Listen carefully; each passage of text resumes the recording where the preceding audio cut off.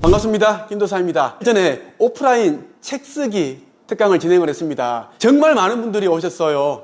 40명 정도 되는 분들이 이제 저희 강의실을 다 채워주셨는데 전국 각지에서 오셨어요. 뭐 경남 김해도 오시고 부산, 대구, 뭐 창원, 대전 다 오셨습니다. 이분들 가운데 두 분이 기억에 남습니다. 한 분은 이제 스님이셨습니다. 그분의 말씀으로는 전라도 광주인가? 거기서 이제 주지 스님으로 계시는 거예요. 작은 절이라고 하시더라고요. 평소에 명상 뭐 이런 데 관심을 가지고 계셔서 그 내용으로 책을 한번 써보고 싶어서 오셨다 이야기를 하시더라고요. 해서 많은 사람들 대상으로 이제 요가라든지 명상 뭐 이런 걸 알려주고 싶다. 그리고 이제 돈 버는 방법도 알려주고 싶다라고 하시길래 근데 이분이 돈이 없으세요. 이건 좀 안 맞았는데 또 한 분은 이제 목사님이세요. 부부가 오셨어요. 작은 교회 이제 목사님이신가 봐요. 그래서 이제 개척교회 목사님들은 돈이 없습니다. 월급도 아주 조금만 받고 좋은 일을 하시는데 사모님 되시는 여자 목사님이셨던 것 같은데 이런 말씀을 하시더라고요. 책 쓰기 과정에 꼭 들어가고 싶은데 돈이 없어서 김 도사님께 돈 좀 빌려달라고 얘기를 하고 싶었다. 그 이야기를 하셨어요. 그런 분들이 너무 많습니다. 뭐 종교인들이 너무 가난하신 분들이 많으셔서 우울증에 걸려 있고 무기력해져 켜져 있고 스님과 이제 목사 신부들은 이제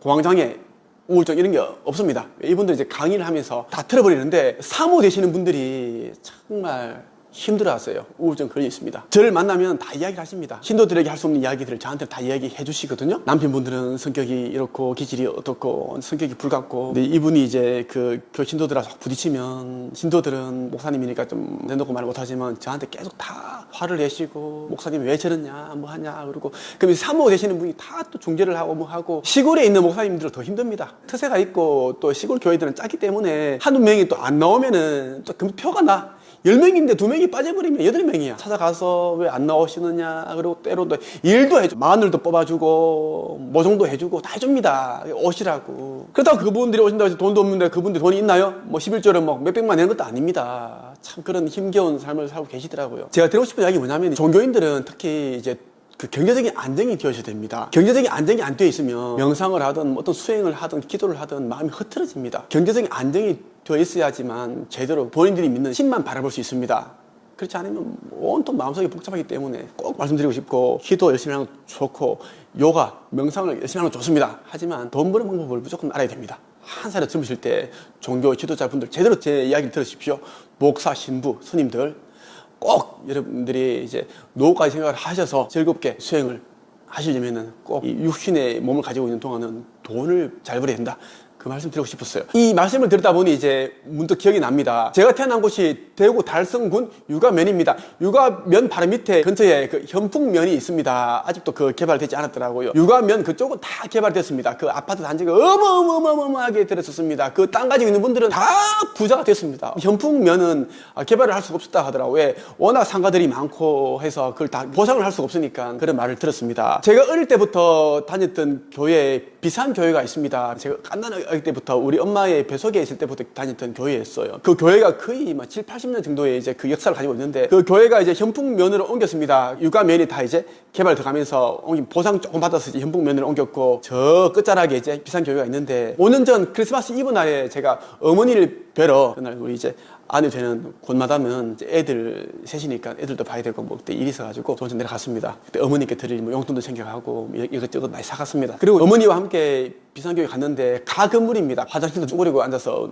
볼일 봐야 되는 옛날 그 화장실이고 가건물에다가 그렇게 만들어졌었는데 신도가 10명도 안 됩니다. 우리 어머니하고 우리 동네에 살았던 그 몇 분들하고 그 나이 드신 분들이 있는 거예요. 옛날에는 저 어릴 때는 여름 성경 학교도 가고 쪼꼬바이 먹고 율동도 하고 그렇게 했던 기억이 납니다. 근데 이제 어른들이 이제 돌아가신 분도 많고 교회를 안 가니까 줄어버렸는데 6명, 7명 앉아 있더라고요. 그날 제가 목사님 설교를 듣는데 내면에서 어떤 그런 게 막 밀려오는 거예요. 그게 뭐냐면 정말 어린 시절에 사람들이 많았던 그때의 광경과 지금 성가대도 없고 아무것도 없는 진짜 초라한 듯한 그런 거. 저는 그날 3억 원 정도 하는 벤틀리를 타고 내려갔고 그 작은 교회 주차장을 짰습니다. 거기 제가 주차를 해두고 정말 이렇게 좋은 일을 하시는 목사님은 월급도 100 얼마 정도밖에 안 받으시고 재정이 안 좋으니까 저는 이렇게 좋은 차를 타고 내려온 것도 참 죄송스럽고 미안하고 너무 참 마음이 그렇더라고요. 제가 마음에서 목사님에게 차를 한 대 사드려야겠다 싶더라고요. 차를 왜 생각했냐면 우리 어머니께서 계속 저한테 교회를 가라 어디 가라 교회 가야 된다 무조건 하나님 믿어야 된다 아니면 큰일 난다 우리 집안은 교회에 다니는 집안이기 때문에 누가 가야 된다 계속 그 이야기 하시고 잘 때도 CT에서 기독교 강사를 틀어놓고 주무시는 분인데 목사님이 아주 오래된 차가 고장나서 시동이 안 걸린다 계속 그렇게 하시더라고요. 그때 그냥 넘어갔는데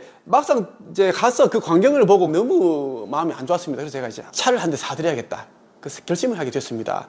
그래서 제가 어머니에게 그 예배 끝나고 집에 가서 엄마 마음이 내가 안 좋네 목사님께서 차도 없고 사람들도 없고 저런 모습이 참 안 좋고 하니까 내가 큰 건 아니고 제가 차를 한 대 사드리겠다. 오늘 이제 예배 듣다 보니까 그런 마음이 들었다. 그리고 내가 냉난방기를 싹 다 바꿔드려야겠다. 5년 전까지 25년 된 석유 난로를 쏘셨어요. 우리 어머니가 엄청 좋으셔가지고 헐 달성하겠다 막 그렇게 했습니다. 그렇게 이제 어머니 뵙고 올라와서 이제 우리 아내 권마담이랑 상의를 했습니다. 권마담 사람 굉장히 좋아요.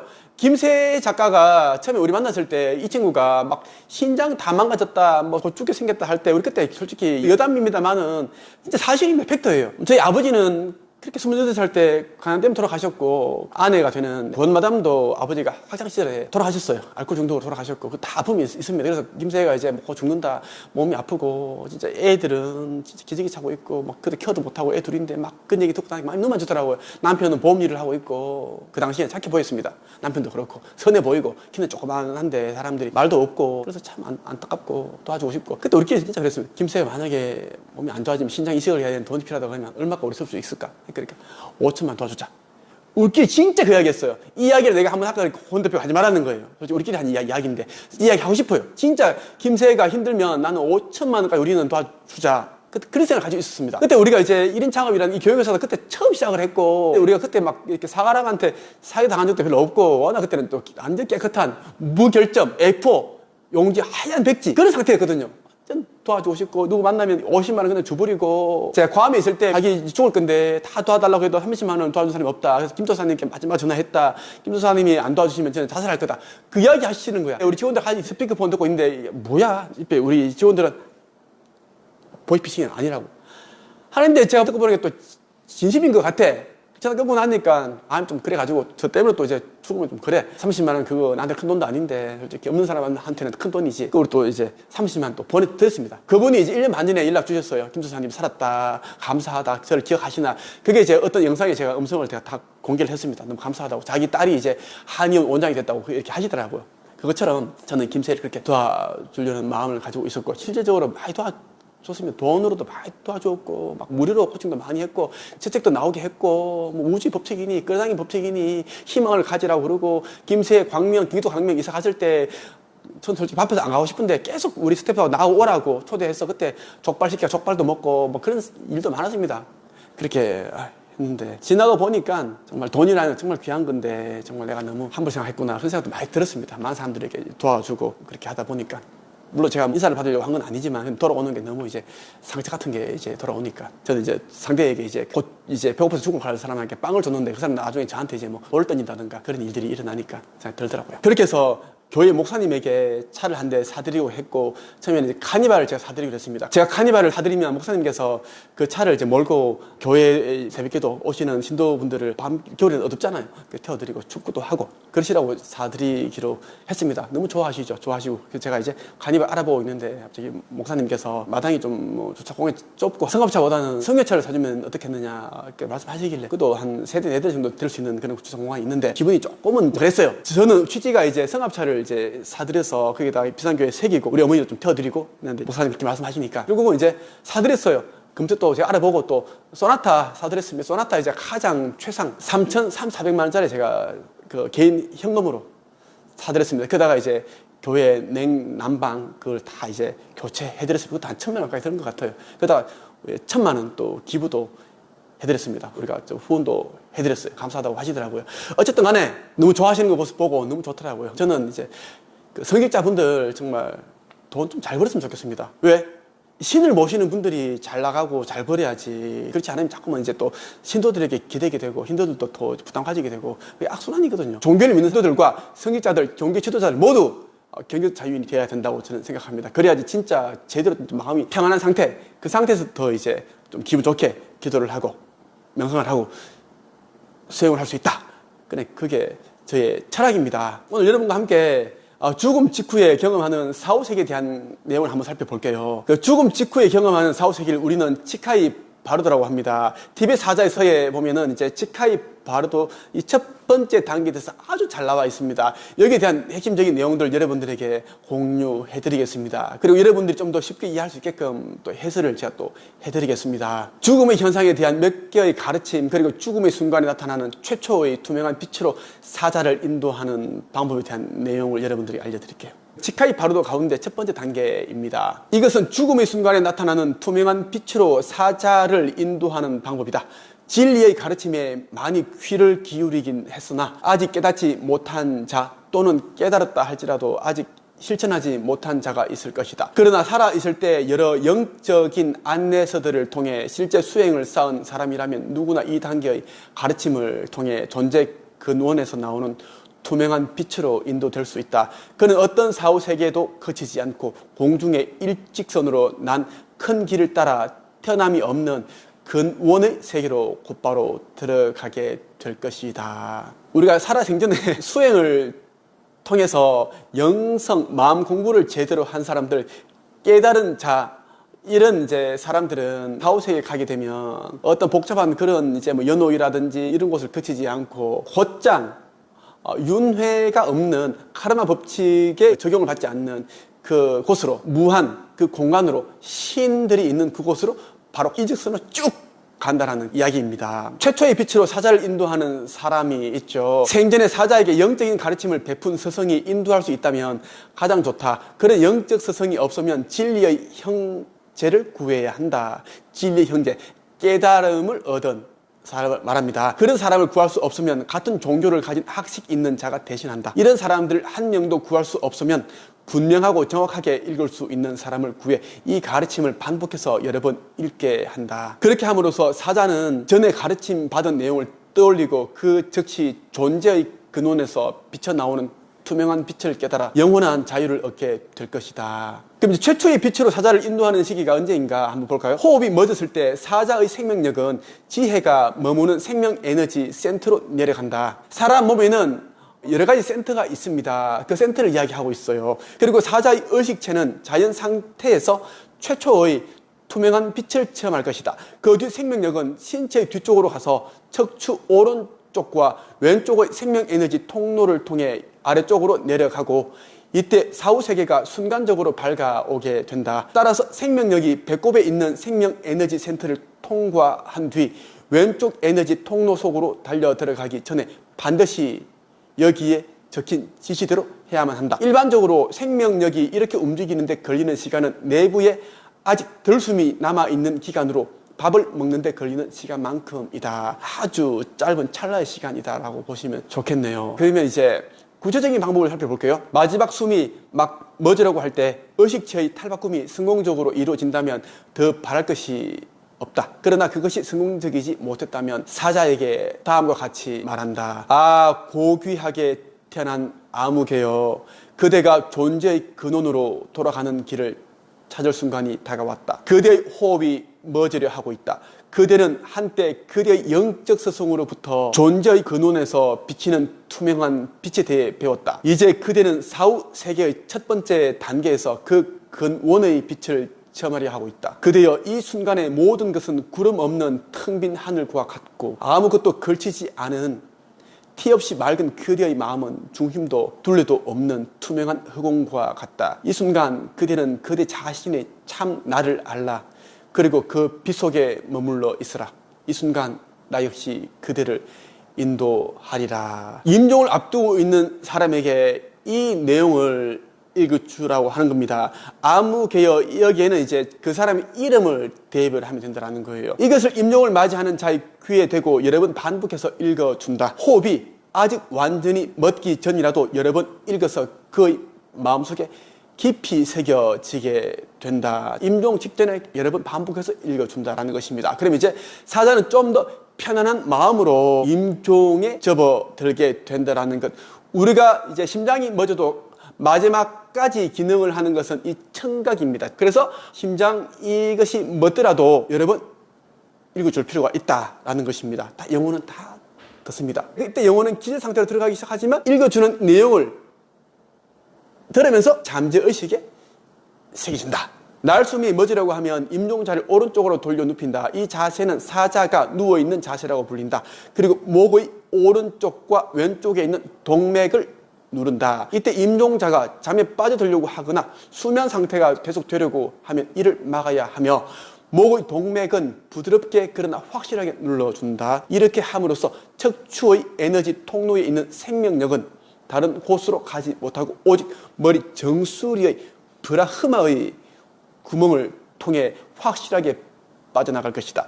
이 순간이야말로 사자를 인도해야 할 가장 중요한 시점이다. 브라흐마는 쉽게 말해서 이겁니다. 생명 에너지의 정점이라 봅니다. 생명 에너지의 중추 역할을 하는 곳이고, 일반적으로 사람의 의식체는 이 출구를 통해서 떠나갑니다. 우리 이제 아기도 들어올 때는 이곳을 통해서 들어온다고 봐도 무방하다. 이 순간에 모든 사람은 존재의 근원에서 나오는 투명한 빛, 다르마카야의 완전한 마음을 처음으로 얼핏 목격하게 된다. 마지막 날숨이 멎고 아직 몸 안에 숨이 남아있는 기간이 바로 생명력이 중앙 에너지 통로에 머무는 기간이다. 일반 사람들은 이런 상태를 의식체가 기절한 상태라고 말한다. 그 기간이 얼마나 지속되는가는 분명하지가 않다. 그것은 사자의 인격이 선한가 악한가, 그리고 생명력과 에너지 통로의 상태가 어떤가에 달려 있다. 고요하고 평화로운 명상의 경지를 약간이라도 체험한 사람과 건전한 에너지 통로를 가진 사람은 이런 상태가 오랫동안 계속된다. 누르스름한 액체가 시신의 여러 구멍으로부터 나오기 시작할 때까지 앞의 문장을 사자에게 반복해서 읽어줘야만 한다. 우리가 이제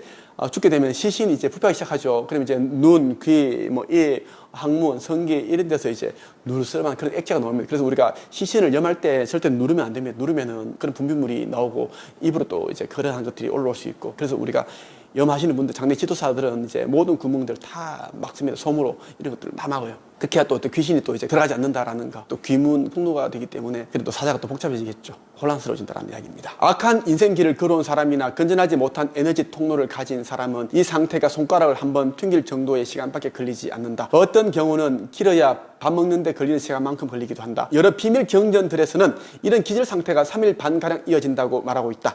또 다른 경전들은 4일 동안 이어진다고 말한다. 이 기간 동안 계속해서 다음의 방법에 따라 투명한 빛으로의 인도가 행해져야만 한다. 그 방법은 다음과 같다. 임종을 맞이하는 자가 스스로 자신에게 일어나는 죽음의 현상을 진단할 수 있는 능력을 가진 사람이라면 생전에 이미 죽음의 현상에 대한 지식을 터득해 둘 필요가 있다. 그러나 만일 임종자가 그렇게 할 수 없을 때는 영적 스승이나 또한 한 스승 밑에서 배운 제자나 또는 그와 매우 가까웠던 진리의 형제가 그의 곁에 머물면서 그에게 나타나는 죽음의 현상들을 순서에 따라서 임종자에게 생생하게 일깨워줘야 한다. 그러기 위해서는 먼저 다음의 문장을 반복해서 읽는다. 이제 흙이 물속으로 가라앉고 물은 불 속으로 가라앉고 불은 공기 속으로 가라앉고 공기는 의식 속으로 가라앉는 죽음의 현상이 나타나고 있다.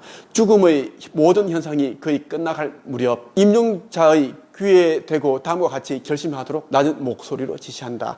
아, 고귀하게 태어난 자여, 그대의 마음이 흩어지지 않도록 의식을 집중하라. 만일 임종을 맞이하는 자가 영적 스승일 경우에는 아, 높으신 스승이시여 하고 말한다. 임종자가 진리의 형제이거나 또는 다른 어떤 사람이라면 그의 이름을 부른 다음에 이렇게 말한다. 아, 고귀하게 태어난 자여, 죽음이라 불리는 것이 이제 그대에게 다가왔다. 그러니 이와 같이 결심하라. 아, 지금은 죽음의 때로다. 나는 이 죽음을 이용해 허공처럼 많은 생명 가진 모든 것들에게 사랑과 자비의 마음을 가지리라. 그리고 그들을 위해 완전한 깨달음을 얻기 위해 노력하리라. 지금이야말로 그대가 모든 생명 가진 것들이 이익을 위해 존재의 근원에서 나오는 투명한 빛을 깨달을 수 있는 더없이 중요한 기회다. 그것을 잊지 말라.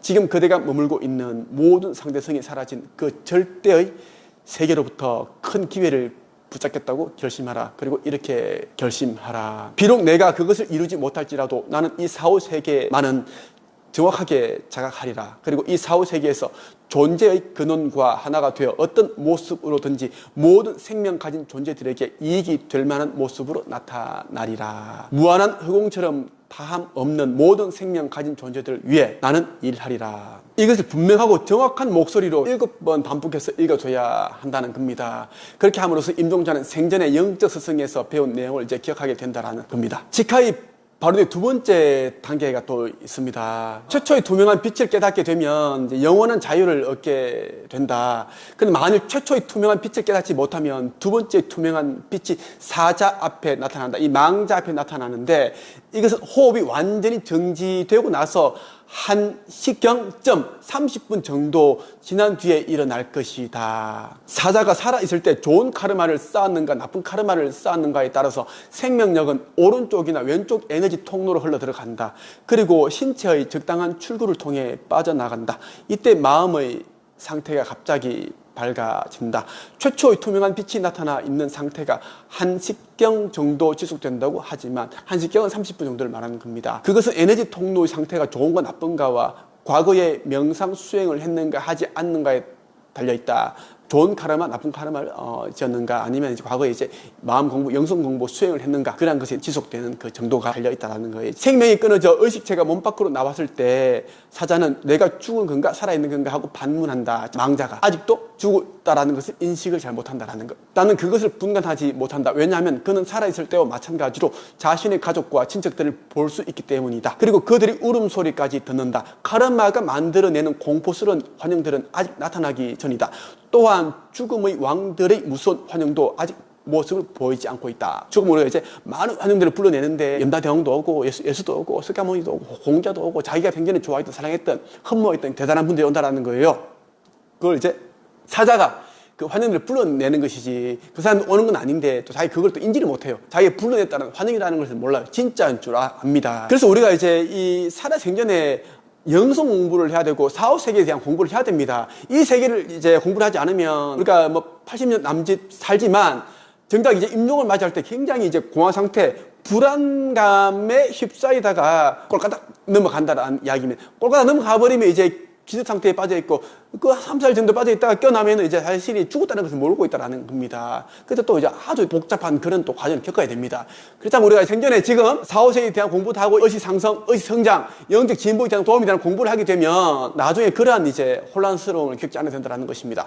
중요한 것은 이러한 이제 영적 성장이나 공부를 하게 되면 이번 생에서 여러분들이 성취해야 될 게 무엇인가를 스스로 깨닫게 돼요. 삶의 목적을 찾게 됩니다. 그래서 제가 계속 이제 반복적으로 돈 버는 방법 배우고 부자 되는 방법도 배우고 그 유튜브 영상을 보고 책을 읽는 것도 중요하지만 더 중요한 것은 영적 상성, 영적 성장, 영혼의 진보에 도움되는 그러한 책들을 보고 공부하는 것이 여러분들이 궁극적으로 인생에 아주 위롭다. 돈이라는 것은 따라옵니다. 그러한 공부를 하게 되면 이제 스스로 이제 우주 법칙, 끌어당긴 법칙, 내가 좋은 거 생각하면 좋은 일이 끌려오고 나쁜 걸 생각하면 나쁜 건 일이 끌려온다는 걸 알기 때문에 사람들을 좀 더 대할 때도 친절하게 대하고 경청하게 되고 그리고 또 좋은 카르마를 또 생성하죠. 그게 결과적으로 행복한 삶, 조화로운 삶을 살게 된다는 이야기입니다. 그래서 계속 제가 마음 공부, 의식 공부, 그 영성에 대한 공부를 하라고 강조하는 이유가 여기 있습니다. 제가 특별히 시간을 내서 일주일에 한 번 화요일 7시 반부터 9시 반까지 그 영성과 사후세계에 대한 이야기, 어떻게 하면 좀 더 빠르게 삶을 바꿀 수 있을까에 대한 이야기를 독서 모임을 진행을 하고 있습니다. 지금 수십 명이 지금 수업을 듣고 있습니다. 온라인 줌화상으로 하는 데다가 비용이 20만 원밖에 되지 않습니다. 4회에 20만 원입니다. 그러니까 한 달 과정이 20만 원이기 때문에 많은 분들이 지금 신청하고 계세요. 관심 있는 분들은 네이버 카페 한국책세 강서양성협회에 오셔서 신청하시면 됩니다. 그럼 제가 이제 그 영성에 대한 그런 책들, 마음 공부, 그리고 돈 버는 방법, 그리고 돈 버는 자동 시스템에 대한 그런 책들을 제가 또 선정을 해서 여러분들이 또 제가 읽어드립니다. 지금처럼 이렇게 더 깊이 있는 공부를 한다는 거예요. 유튜브에서 할 수 없는 내용들이 많잖아요. 독서 모임에 있으면 제가 또 더 적나라하게 얘기를 해드린다는 이야기입니다. 살아있을 때 영적 스승의 도움으로 존재의 근원에 대한 인도를 받았다 할지라도 아직 그것에 익숙하지 못한 사람들은 혼자 힘으로 분명하게 사후세계를 자각하지 못할 것이다. 그러므로 영적 서성이나 진리의 형제가 이런 사람들에게 확실하게 인식시켜줘야 한다.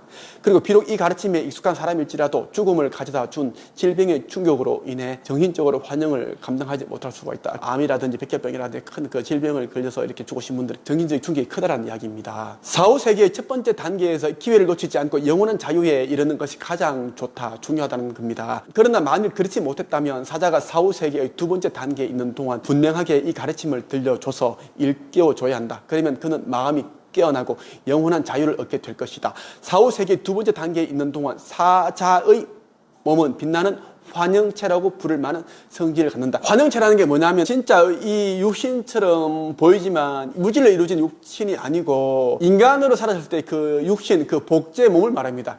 그래서 환영체라 부를 만한 성질을 갖는다라는 이야기. 자신이 죽었는지 살았는지 알지 못하는 사이에 밝음의 상태가 사자에게 나타난다. 자, 육체로부터 이제 의식체가 떠날 때 영적 진동이 일어나고 이것은 의식체에게 밝은 상태를 가져온다고 이 티벳 사자에서는 말하고 있습니다. 자신이 죽었는지 살았는지 알지 못하는 사이에 밝음의 상태가 사자를 찾아온다라는 겁니다. 사자가 이 상태에 있을 때 이 가르침을 성공적으로 실천하면 어머니 진리세계와 아들 진리세계가 만나게 되고 그럼으로써 그는 카르마의 지배를 벗어나게 된다. 태양의 빛이 어둠을 몰아내듯이 도의 투명한 빛은 카르마의 힘을 무산시켜 버린다. 4, 5세기의 이 두 번째 단계는 사자가 사념체를 갖고 있을 때 밝아온다. 의식체는 살아있을 때와 마찬가지로 활동이 제한된 영역 안에서 배회한다. 그러니까 방황한다라는 이야기입니다. 이때 소중한 가르침이 중요하다는 거예요. 소중한 가르침이 사자에게 잘 전달되기만 하면 틀림없이 사자는 목적을 이룰 것이다. 왜냐하면 카르마의 환영이 아직 나타나지 않았으므로 사자는 영원한 자유를 얻으려는 목적에서 벗어나 여기저기 방황하는 일이 없을 것이기 때문이다. 아직 이 사자에게 카르마의 환영 법칙이 아직 나타나지 않았기 때문에 이 가르침을 망자가 제대로 이제 받아들인다면 카르마 법칙 해당하지 않고 정의받지 않고 바로 이제 윤회를 하게 된다.